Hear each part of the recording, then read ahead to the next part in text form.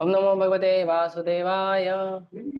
ओम नमो भगवते वासुदेवाय। ओम नमो भगवते वासुदेवाय। हरे कृष्णा। तुम पढ़ रहे श्रीमद् भागवतम स्कंद 1 अध्याय 7 और श्लोक संख्या है 34। शिबिराय निनिषन्तं रज्ज्वाबद्ध बद्ध्वा रिपुबलात् राहार्जुनं प्रकुपितो भगवानम्बुजेक्षणः। शिबिरायानिनिशन्तं रज्ज्वा बद्ध्वा रिपुबलात् राहार्जुनं प्रकुपितो भगवानम्बुजेक्षणः। शिबिरायानिनिशन्तं रज्ज्वा बद्ध्वा रिपुबलात् राहार्जुनं प्रकुपितो भगवान अम्बुजेक्षणम्। पढ़िए। हरे कृष्णा प्रभु जी। शिबिराय निनिशन्तं रज्ज्वा बद्ध्वा रिपुंबलात् प्राहार्जुनं प्रकुपितो भगवानम्बुजेक्षणः। हरे कृष्ण। हाँ, और पढ़िए। हरे कृष्ण प्रभु जी। शिबिराय निनिषन्तं रज्ज्वा बद्ध्वा रिपुंबलात् प्रहार अर्जुन प्रकुपितो भगवान अम्बुज इक्षणः। हरे कृष्ण। और कोई।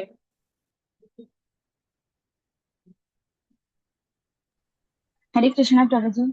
शिबिराय निनिशन्तं रक्त्वा बद्ध्वा रिपुंबलात् प्रहार्जनं विकृतो तीक्ष्णः। ओके। शब्दार्थ अनुवाद और तात्पर्य। कृपा मूर्ति अभय चरणामृत भक्ति वेदांत स्वामी श्री प्रभुपाद श्री प्रभुपाद की जय। शिविराय सेना के पड़ाव में निनितम लाते हुए रज्ज्वा रस्सियों से बंधवा बंधा हुआ रिपुं शत्रु को बलात् बलपूर्वक प्राह कहा अर्जुनम अर्जुन से प्रकुपितः क्रुद्ध भगवान भगवान ने अम्बुज ईषण अपने कमल सदृश नेत्रों से देखने वाले। अश्वत्थामा को बांध लेने के बाद अर्जुन उसे सेना के पड़ाव की ओर ले जाना चाह रहा था कि अपने कमल नेत्रों से देखते हुए भगवान श्री कृष्ण ने क्रुद्ध अर्जुन से इस प्रकार कहा। अर्जुन क्रुद्ध नहीं है यहाँ पे, भगवान क्रुद्ध भगवान श्री कृष्ण ने अर्जुन से कहा, ऐसा होना चाहिए। ठीक है। तात्पर्य यहाँ पर अर्जुन तथा भगवान श्री कृष्ण दोनों को क्रुद्ध बताया गया है, लेकिन अर्जुन की आंखें लाल तांबे के तप्त गोले के समान थी, जबकि भगवान की आंखें कमलवत थी। इसका अर्थ यह है कि अर्जुन तथा भगवान के क्रुद्ध रूप एक जैसे नहीं हैं। भगवान दिव्य हैं और किसी भी अवस्था में पूर्ण हैं। उनका क्रोध भौतिक प्रकृति के गुणों के वशीभूत बद्ध जीवों के क्रोध जैसा नहीं होता। क्योंकि वे पूर्ण है, अतः उनका क्रोध तथा उनकी प्रसन्नता एक समान है। उनका क्रोध प्रकृति के तीनों गुणों में प्रकट नहीं होता, यह अपने भक्तों के हित के लिए उनके मन का झुकाव का प्रतीक मात्र होता है, क्योंकि वही उनकी दिव्य प्रकृति है। अतः उनके क्रुद्ध होने पर भी क्रोध का पात्र धन्य हो जाता है। वे सभी परिस्थितियों में अपरिवर्तित रहते हैं। ओके। न अगला श्लोक पढ़ेंगे। भगवान श्री कृष्ण ने कहा, हे अर्जुन, इस ब्रह्म बंधु को छोड़कर तुम दया मत दिखाओ, क्योंकि इसने सोते हुए निर्दोष बालकों का वध किया है। तात्पर्य। ब्रह्म बंधु शब्द महत्वपूर्ण है। जो व्यक्ति ब्राह्मण कुल में जन्म लेता है किंतु ब्राह्मण कहलाने की योग्यता नहीं रखता, उसे ब्राह्मण बंधु कहकर संबोधित किया जाता है, न कि ब्राह्मण। उच्च न्यायालय के न्यायाधीश का पुत्र स्वतः ही न्यायाधीश नहीं हो जाता, लेकिन न्यायाधीश के पुत्र को न्यायाधीश का रिश्तेदार कहने में हर्ज नहीं है। अतः जिस प्रकार कोई जन्म के द्वारा ही न्यायालय का न्यायाधीश नहीं बन जाता, उसी प्रकार कोई जन्म के आधार पर ही ब्राह्मण नहीं होता।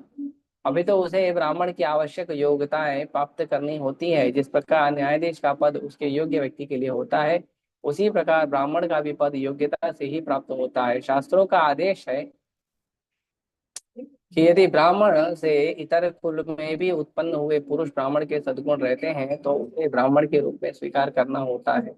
यदि इस प्रकार ब्राह्मण कुल में उत्पन्न व्यक्ति ब्राह्मण के गुणों से रहित होता है तो उसे अब्राह्मण, या ठीक से कहना चाहे तो ब्राह्मण बंधु कहना चाहिए। समस्त वेदों के परम प्रमाण भगवान श्री कृष्ण ये अंतर स्वयं बताएं और इसके कारण अगले श्लोक में बताने वाले हैं। अगला श्लोक, ठीक है, हम प्रार्थना करते हैं फिर ये श्लोक आपको दिखाना। ओम ज्ञानतिमिरन्धस्य ज्ञानाञ्जनशलाकया चक्षुरुन्मीलितं येन तस्मै श्रीगुरवे नमः। श्रीचैतन्यमनोभीष्टं स्थापितं येन भूतले स्वयं रूप कदा मह्यं ददाति स्वपदान्तिकम्।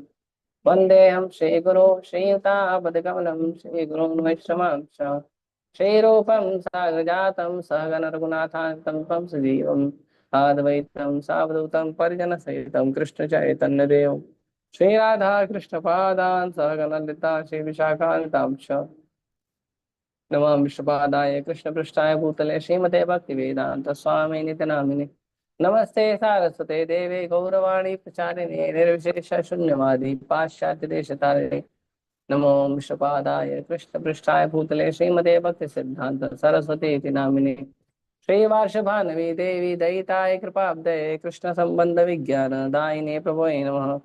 माधुर्योज्वल प्रेमाढ्य श्री रूपानुग भक्तिदा श्री गौर करुणा शक्ति विग्रहाय नमस्ते। नमस्ते गौरवाणे श्रीमूर्तये दीनतारिणे रूपानुगा विरुद्धा सिद्धांत द्वांतहारिणे नमो गौर किशोराय साक्षात् वैराग्य मूर्तये विप्रलंबर सांबोधे पादाम्बुजाय ते नमः।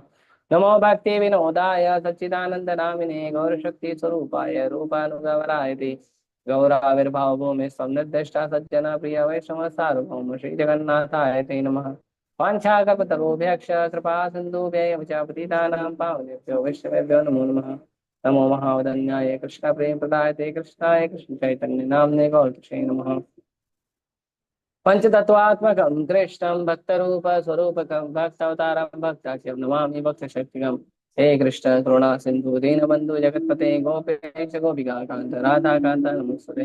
जयतां सुरतोर्पंगो मम मंदावतेर्गति मत्सर्वस्य पादाम्बुजो राधा मदन मोहन दिव्यद्वृंदारण्य कल्पद्रुमाधव श्रीमद् रत्नागार सिंहासनस्थौ श्रीमद् राधा श्री गोविंद देव पृष्ठालभे सेवमानुस्मरामि श्रीमान् रासरसारम्भे वंशीवट्टटैः स्थितः दर्शन वेणु सुने गोपी गोपीनाथाय शेषुनः तप्त कांचन गौरांगी राधे वृंदावनेश्वरी वृषभानुसुते देवी प्रणमामि हरिप्रिये। जय श्री कृष्ण चैतन्य प्रभु नित्यानंद श्री अद्वैत गदाधर श्रीवासादि गौर भक्तवृंद। हरे कृष्ण कृष्ण कृष्ण हरे हरे हरे राम राम।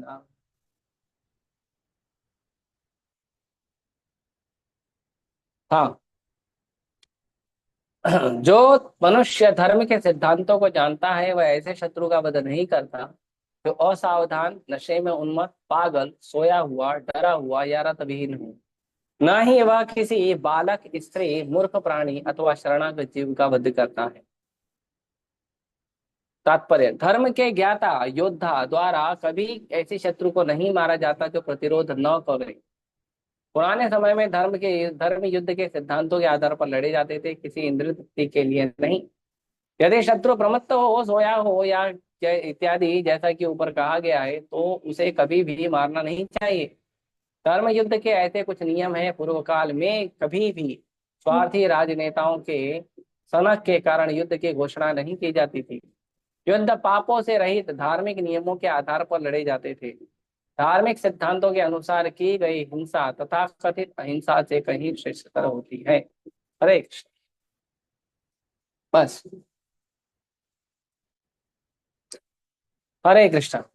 तो अभी जो प्रसंग चल रहा है उसमें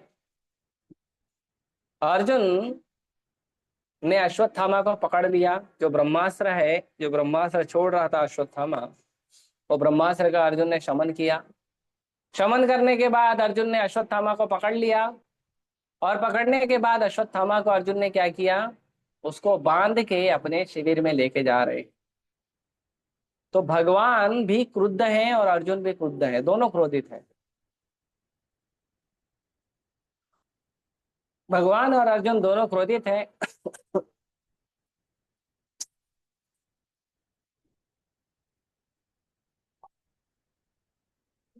क्षमा कीजिए। भगवान और अर्जुन यहाँ पे दोनों क्रोधित हैं, लेकिन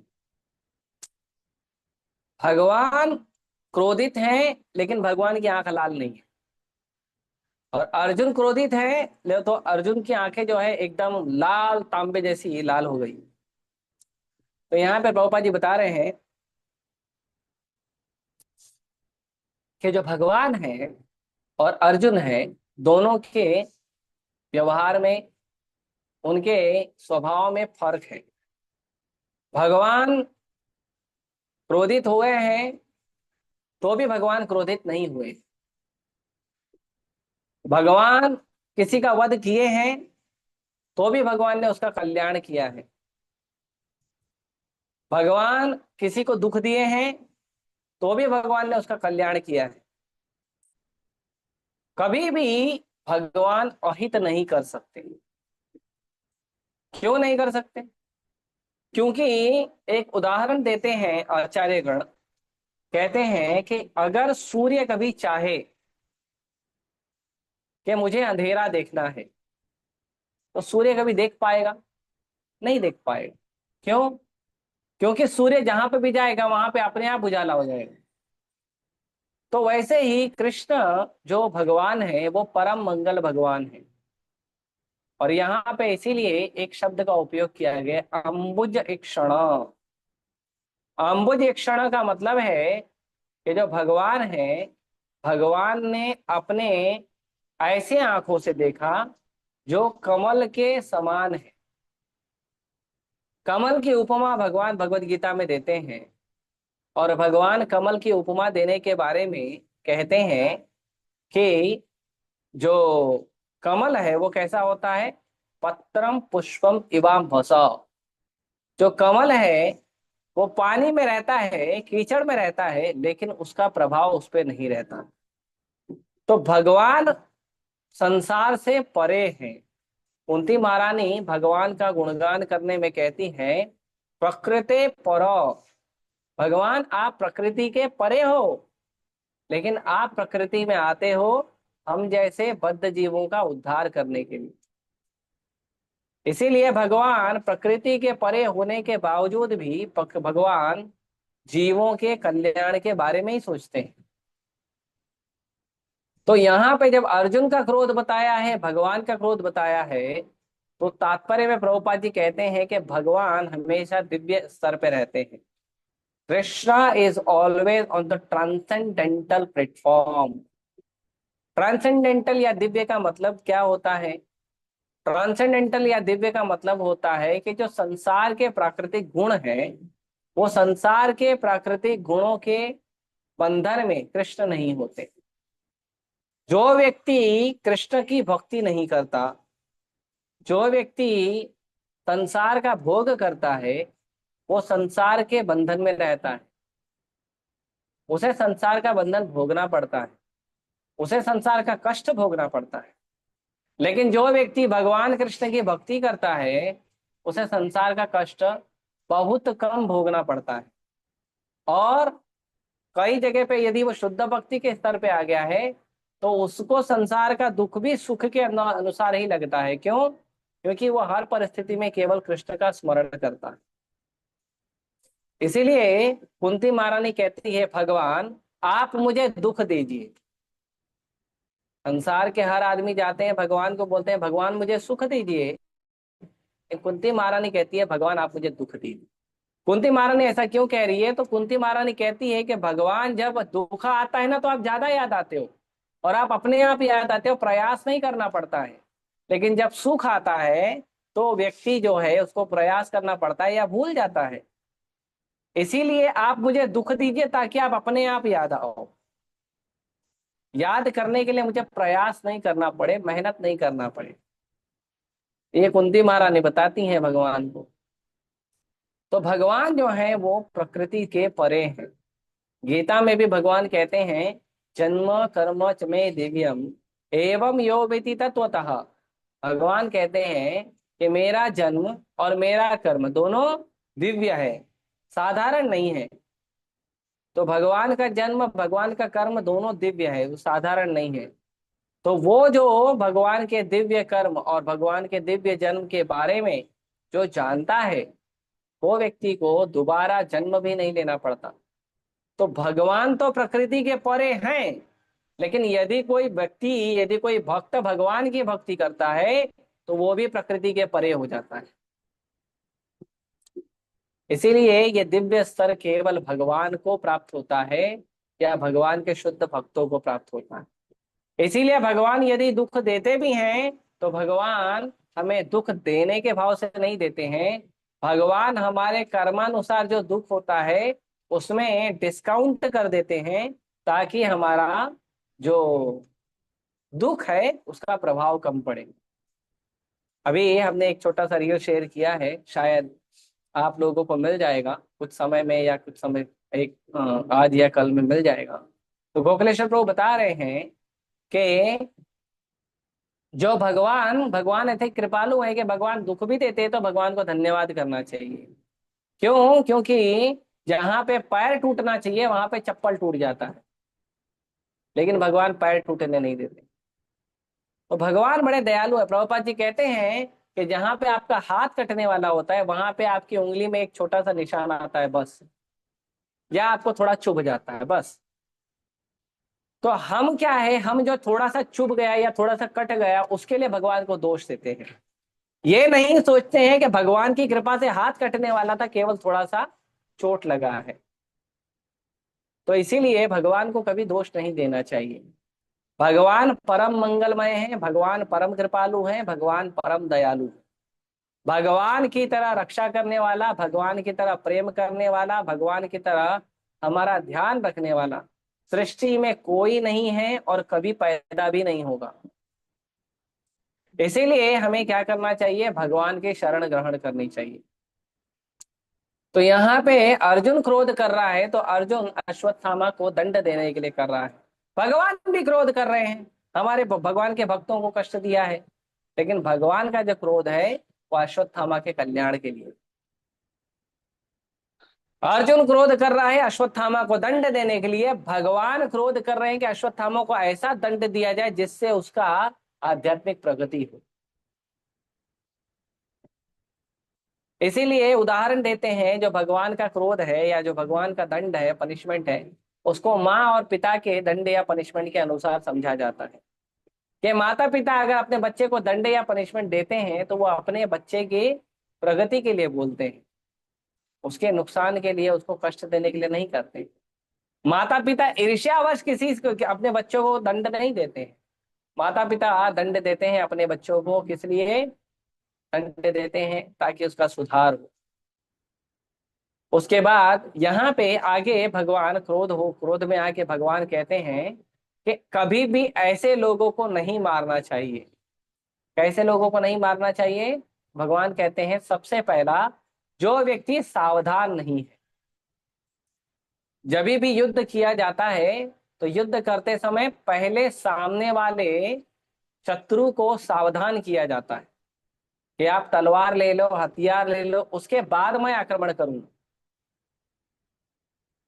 जो निहत्थे हैं उनको नहीं मारा जाता। निहत्थों पे जो व्यक्ति हथियार उठाता है, अत्याचार करता है, वो आतताई होता है। तो भगवान कह रहे हैं पहला कि जो सावधान करने असावधान हो, अगर कोई व्यक्ति सावधान नहीं है उसको, अगर कोई व्यक्ति नींद में है उसको, अगर कोई व्यक्ति नशे में है उसको, अगर कोई व्यक्ति को बुद्धि नहीं है, मतलब कम बुद्धि वाला है या मूर्ख है, उसको, इन लोगों को कभी नहीं मारना चाहिए, किसी परिस्थिति में नहीं मारना चाहिए। और भगवान कहते हैं स्त्री को कभी नहीं मारना चाहिए, वृद्ध व्यक्ति को कभी नहीं मारना चाहिए, छोटे बालक को कभी नहीं मारना चाहिए, गाय को, ब्राह्मण को कभी नहीं मारना चाहिए। इन्होंने गलत काम किया भी है तो भी नहीं मारना चाहिए। क्यों? क्योंकि ये लोग जो हैं वो सुरक्षा के पात्र हैं, दया के पात्र हैं, दंड के पात्र नहीं है। और जो व्यक्ति इनमें से किसी भी व्यक्ति को मारता है वो आतताई होता है, और ऐसे व्यक्ति का तुरंत वध हो जाना चाहिए। तो भगवान कह रहे हैं कि ये जो अश्वत्थामा है ये आतताई है, इसने धर्म के विरुद्ध कार्य किया है। प्रभुपाद जी बताते हैं भगवत गीता के पहले अध्याय के 10-11 नंबर श्लोक के लेक्चर में प्रभुपाद जी बताते हैं कि को कभी भी हमें ऐसे लोगों का वध नहीं करना चाहिए, बिल्कुल नहीं करना चाहिए। लेकिन आजकल हम क्या देखते हैं? आजकल हम देखते हैं कि जो दो देशों में झगड़ा हो गया, किसी एक राजनेता के दिमाग में सनक आ गई, उससे मेरा बात नहीं माना, उसको मैंने बोला था नहीं सुना, मैंने उसको बोला था रुक जाने नहीं माना, मैंने उसको समझाया था नहीं सुना, अब मैं उसको आक्रमण करके उसका देश खत्म कर दूंगा। राजनीति सनक के आधार पे जनता को कष्ट नहीं देना चाहिए। किसी नेता के मन में यदि कोई सनक आई है तो उसका अर्थ नहीं है कि जनता को कष्ट देना चाहिए। जनता भले विरोधी शत्रु की हो, लेकिन आपकी सनक के अनुसार युद्ध नहीं करना है। युद्ध करना है धर्म के लिए, धर्म के आचरण के लिए, धर्म की रक्षा के लिए, धर्म के प्रचार के लिए, उसके लिए युद्ध करना है।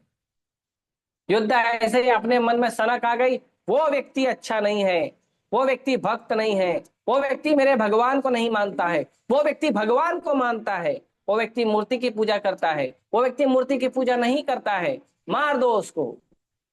नहीं, ये धर्म नहीं, ये धर्म नहीं, ये अधर्म है। क्योंकि जब भी युद्ध होता है तो युद्ध क्या होता है? युद्ध होता है तो लोगों को उसमें सम्मिलित किया जाता है। युद्ध होता है तो पहले अपने शत्रु को सावधान किया जाता है। युद्ध होता है तो जो केवल युद्ध करना चाहता है उस व्यक्ति के साथ ही युद्ध किया जाता है। जो व्यक्ति घर में बैठा है, जो स्त्री घर में बैठी है, जो बच्चा घर में बैठा है, जो बूढ़ा घर में बैठा है, जो जानवर घर के आसपास घूम रहा है, जंगल में घूम रहा, उसका वध नहीं किया जाता। आपको युद्ध करना है, आप ललकारिए और ललकार के आप शत्रु को सामने बुलाइए, और आपके हाथ में जो भी अस्त्र या शस्त्र है वही अस्त्र शस्त्र सामने वाले शत्रु के हाथ में होना चाहिए। और उसके बाद शत्रु को ललकारिए और शत्रु को पूछिए कि आप मुझसे युद्ध कर सकते हैं या नहीं। अगर कर सकते हैं तो ही शत्रु के साथ युद्ध करना है, बराबरी वालों के साथ युद्ध करना है। इसका उदाहरण असुर होने के बावजूद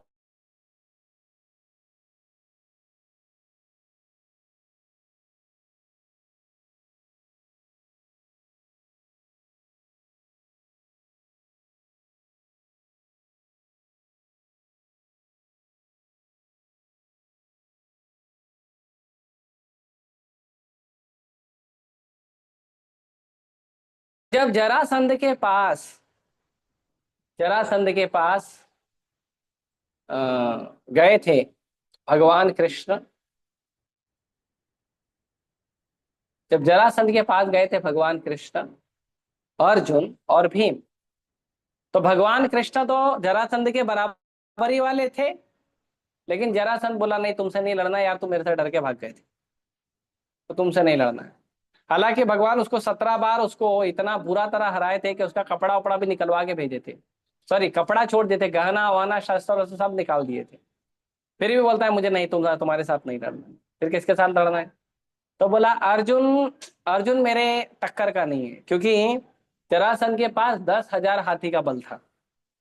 तो बोला अर्जुन मेरे टक्कर का नहीं है। बोला भीम, हाँ भीम मेरे टक्कर का है। क्यों? क्योंकि भीम जो है वो 10,000 हाथी का बल है, तो भीम टक्कर का आदमी है, उससे लड़ाई करेंगे। तो जो बुद्धिमान लोग होते हैं, जो धार्मिक लोग होते हैं, वो अपने टक्कर के लोगों से लड़ाई करते हैं। वो ऐसे लोगों से लड़ाई करते हैं जो उसकी बराबरी वाला है, जो युद्ध में उससे बराबरी में है। ऐसे नहीं मेरे पास शक्ति है मैं निहत्थे आदमी को मार दूंगा, मेरे पास शस्त्र है मैं उसको काट दूंगा, मेरे पास ये है मैं उसको ये कर दूंगा। ये कायर लोग युद्ध करते हैं, कायर लोग ऐसा युद्ध करते हैं। और आजकल के राजनीति के लोग सब कायर लोग हैं। ये लोगों को युद्ध नहीं आता है, ये लोग आतताई हैं, युद्ध नहीं कर सकते।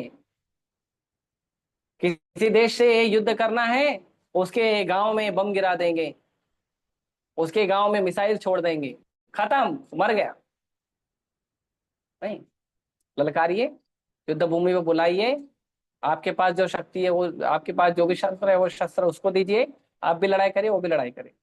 और जब युद्ध होता है तो राजा जो है महल में नहीं बैठता। ऐसा नहीं कि आजकल के राजनेता लोग की तरह वो लोग अपने अ, घर में बैठे रहते हैं और बेचारे सैनिक जाके लड़ते और मरते हैं। नहीं, राजनेता जो नेता है जो सबसे आगे रहता है। महाभारत के युद्ध में दुर्योधन और अर्जुन सबसे आगे थे। जो सेनापति भीष्म पितामह और सेनापति धृष्टद्युम्न दोनों आगे थे, पीछे नहीं रहते थे। ये आजकल के लोग जो हैं कायर का युद्ध करते हैं, ये कलयुग के लोग हैं, कायरता का युद्ध करते हैं। जो व्यक्ति आपसे ताकत में कम है उसी के ऊपर जोर दिखाते हैं।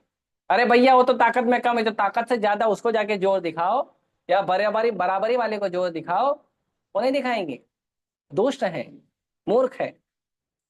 तो इसीलिए जो हमें युद्ध करना चाहिए, वो युद्ध करना चाहिए हमें अपने बराबरी वालों के साथ।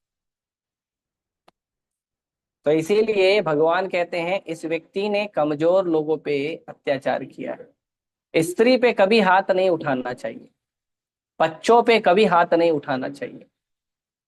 वो व्यक्ति का, वो पुरुष का पुरुषार्थ ही नहीं है जो स्त्री पे और बच्चों पे हाथ उठाता है। हाँ, अपने पुत्र को पुत्रियों को सुधारने के लिए आप थोड़ा डांट सकते हो, थोड़ा क्रोध कर सकते हो, थोड़ा बहुत उनको सुधारने के लिए मार सकते हो, थोड़ा बहुत। इतना न मारो कि वो डरने लगे, और इतना दुलार न करने लोगे कि तुम उससे डरने लो। आजकल ऐसा हो रहा है, माँ बाप बच्चे को इतना प्यार करते हैं, बच्चा बड़ा होता तो माँ बाप डरते हैं।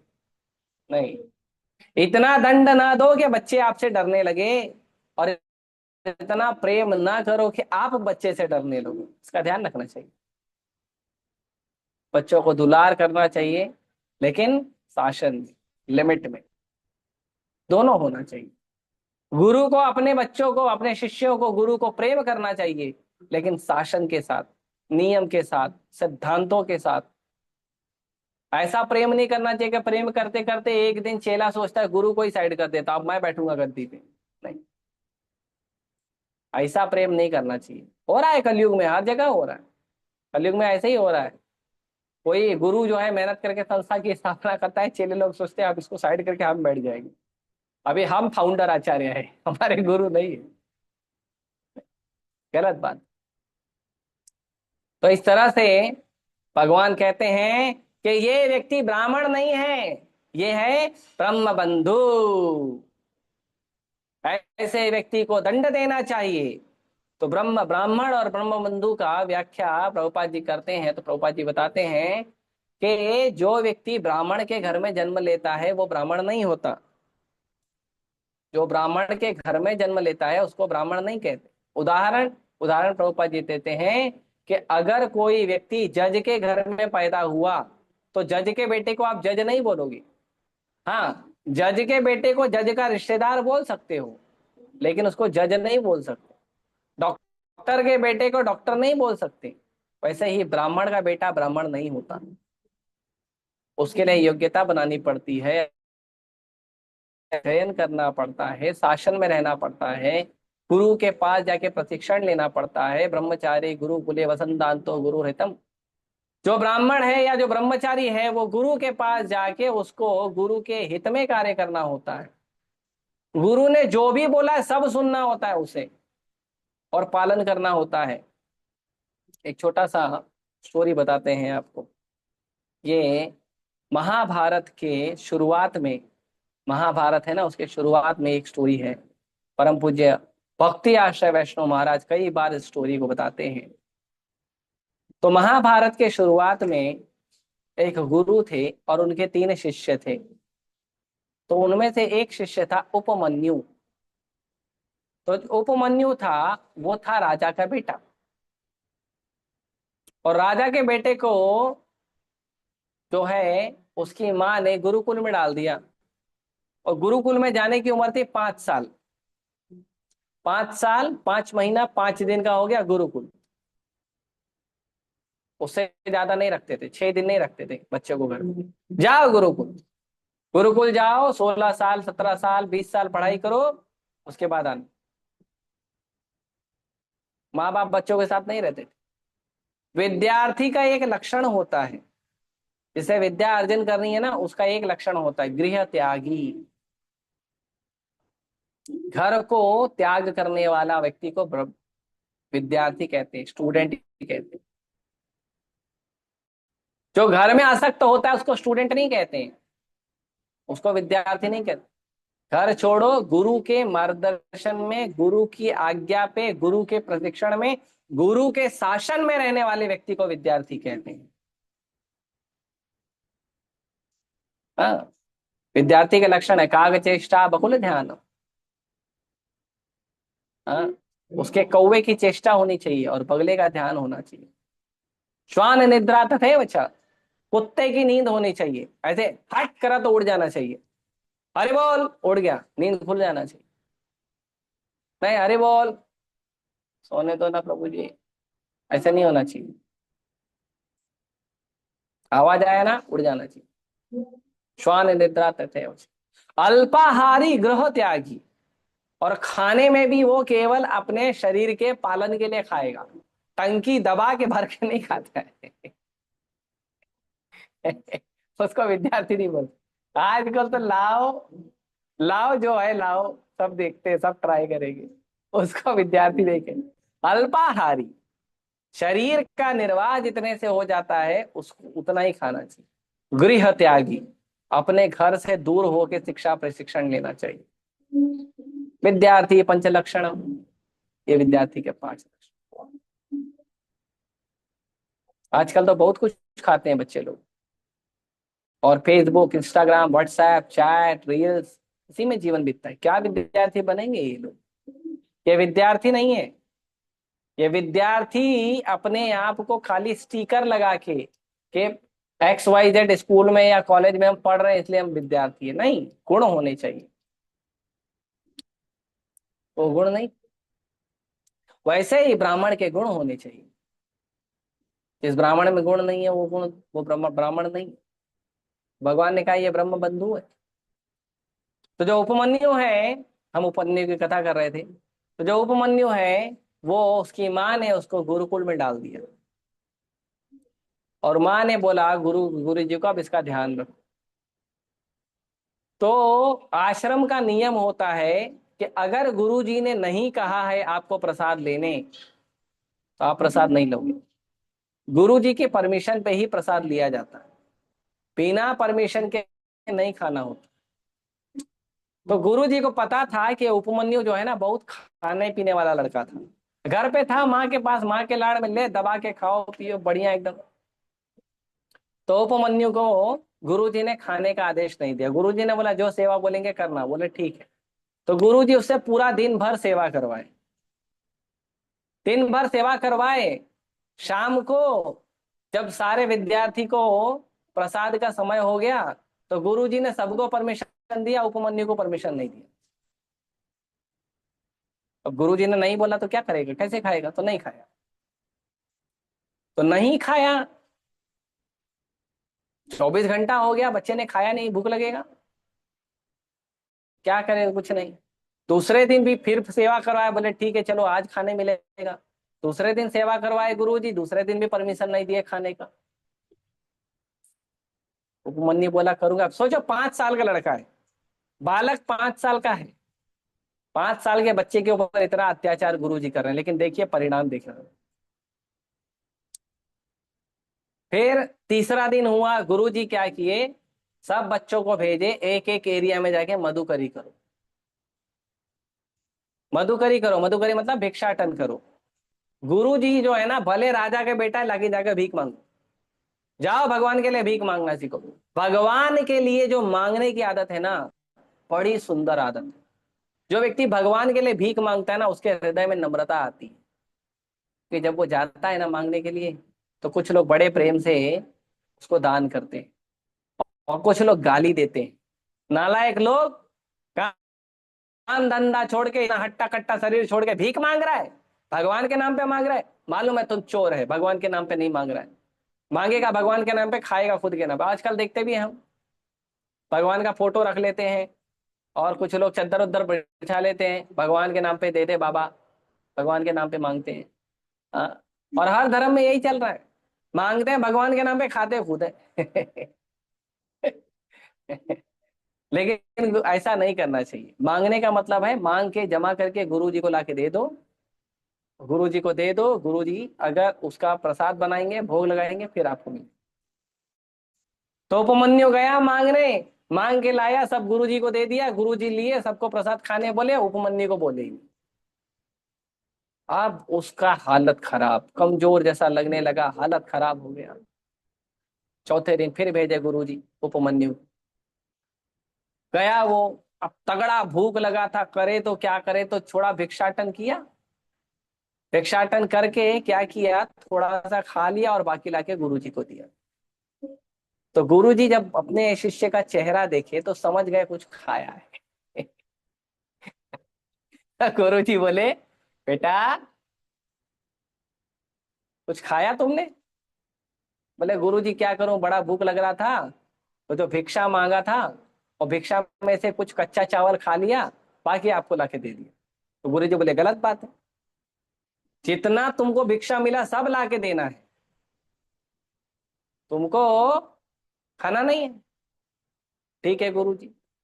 फिर दूसरे दिन भेजे भिक्षा मांगने, फिर दूसरे दिन भेजे, तो क्या किया, एक बार भिक्षा मांग के जमा कर लिया, दूसरी बार खाने के लिए फिर से भिक्षा मांगा। भूख लगा है ना, क्या करें। तो खाने के लिए भीख मांगा और खा लिया, भिक्षा कर लिया, और जो किया था गुरु जी को लाके दे दिया। तो गुरु जी बोले हाँ, आज तो बराबर क्वांटिटी आया है, कम नहीं हुआ है, लेकिन आज भी लग रहा है तुमने कुछ खाया है।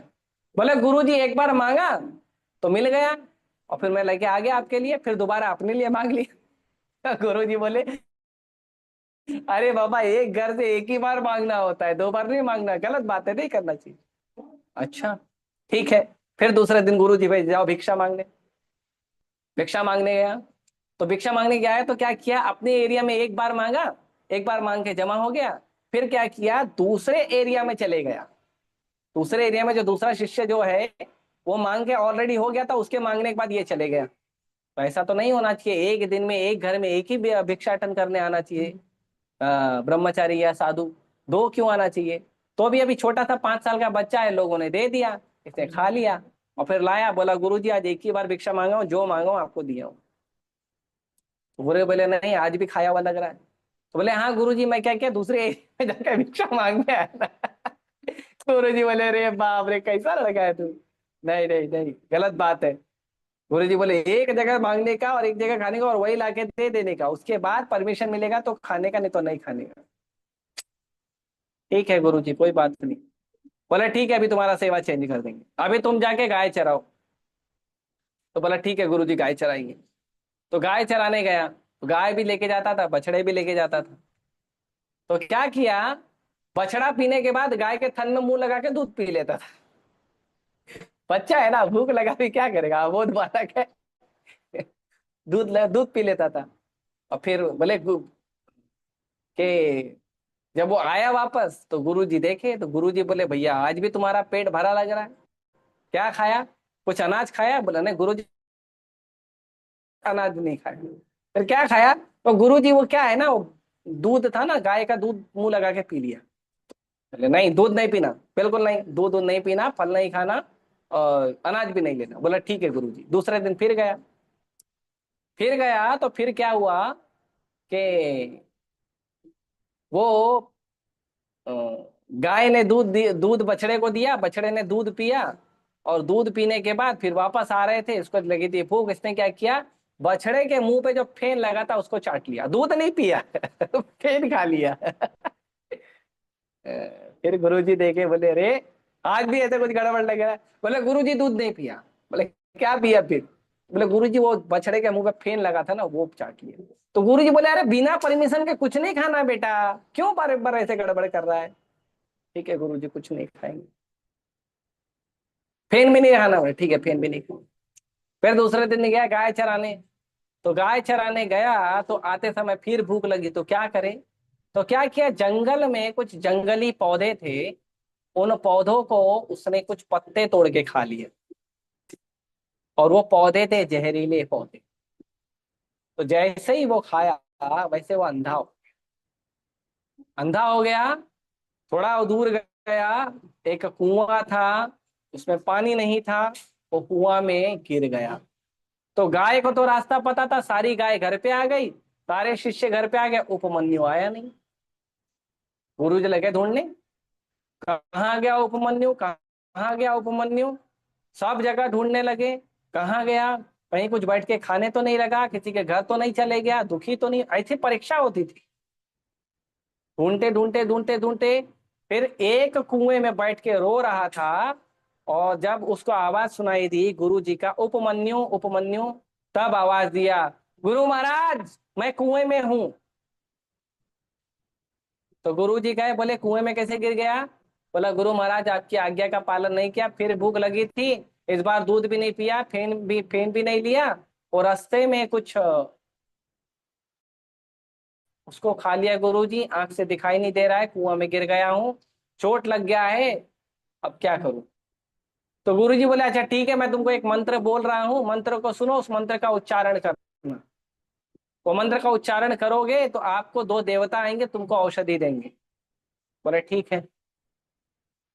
तो गुरु जी ने मंत्र दिया, वो मंत्र था अश्विनी कुमार का प्रणाम मंत्र। तो अश्विनी कुमार को आह्वान किया, अश्विनी कुमार दोनों प्रकट हो गए।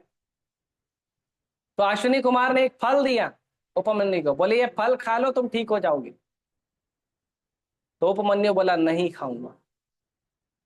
तो अश्विनी कुमार बोले अरे अजीब आदमी है, आंख से दिख नहीं रहा है, हाथ पैर में चोट लगी है, तुमको दे रहे हैं औषधि खाने के लिए, क्यों नहीं खा रहे हो। बोले देखो बिना गुरु जी के परमिशन के मैंने खाया हूं, इसलिए हालत हुई है, अब नहीं खाऊंगा। बोले अरे ये दवा है, दवा तो खा ली जाती है। बोले नहीं खाऊंगा, जब तक गुरु जी परमिशन नहीं देंगे नहीं खाऊंगा। अश्विनी कुमार चले गए गुरु जी के पास, और गुरु जी को बोले कि देखो तुम्हारा जो शिष्य है उपमन्यु फल नहीं खा रहा। बोले क्यों नहीं खा रहा है, बोले कि इसलिए नहीं खा रहा है क्योंकि फल खाने के वजह से ये परिस्थिति हुई है, कुछ खाने की वजह से ये परिस्थिति हुई है, गुरु जी के परमिशन के बिना खाया हूं, ये परिस्थिति हुई है, अब तो नहीं खाऊंगा। बोले अच्छा ठीक है चलो। तो गुरु जी गए, गुरु जी उपमन्यु को बोले बेटा फल खा लो ठीक हो जाओगी। तो जब आदेश हुआ गुरु का तो उपमन्यु ने उस फल को खाया, उपमन्यु ठीक हो गया, उसको कुएं से बाहर निकाला गया, और कुएं से बाहर निकलते ही गुरु जी ने उसको ग्रेजुएशन का सर्टिफिकेट दे दिया कि आप गुरुकुल से पास हो गए, जाओ घर पे। क्यों, गुरुर हितम, गुरु का पालन करना। तो ये जरूरी है कि अगर हमें ब्राह्मण बनना है, शिक्षा लेना है, तो योग्यता होनी चाहिए। बिना योग्यता के हमें कुछ नहीं बनना चाहिए, बिना योग्यता के ये सब प्रयास नहीं करना चाहिए। और जो बिना योग्यता के ब्राह्मण बनता है उसे ब्राह्मण नहीं कहते हैं, उसे ब्राह्मण का रिश्तेदार या ब्रह्म बंधु कहते हैं। अश्वत्थामा ब्राह्मण नहीं था, वो ब्राह्मण का बेटा था लेकिन ब्राह्मण नहीं था। आजकल के समाज में भी बहुत सारे लोग बोलते हैं हम इस कुल में पैदा हुए हैं, हमारा सरनेम ये है। नहीं, आप ब्राह्मण नहीं हो। ब्राह्मण तब हो जब ब्राह्मण का ट्रेनिंग लो। ब्रह्म जानाति थी ब्राह्मण, जब तक कोई भगवान श्री कृष्ण की अनन्य भाव में भक्ति नहीं करता है तब तक उसे ब्राह्मण नहीं कहा जा सकता। इसीलिए यदि हमें भक्त बनना है, ब्राह्मण बनना है, तो योग्यता होनी चाहिए। आंख बंद करने के आधार पे कोई ब्राह्मण नहीं बनता है और वो योग्यता प्राप्त नहीं करता। ठीक है, तो हम यही रोकते हैं अपने शब्दों को, किसी का कोई प्रश्न है पूछ सकता है। हरे कृष्ण।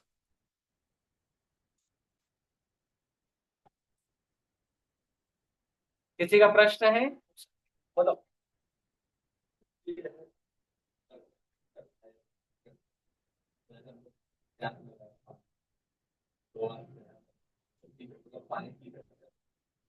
पानी पानी पी सकते हो, फल ले लो। खाने में तो जो भगवान को भोग लगा वही खाओगे ना। मलमल। किसी का कोई प्रश्न और?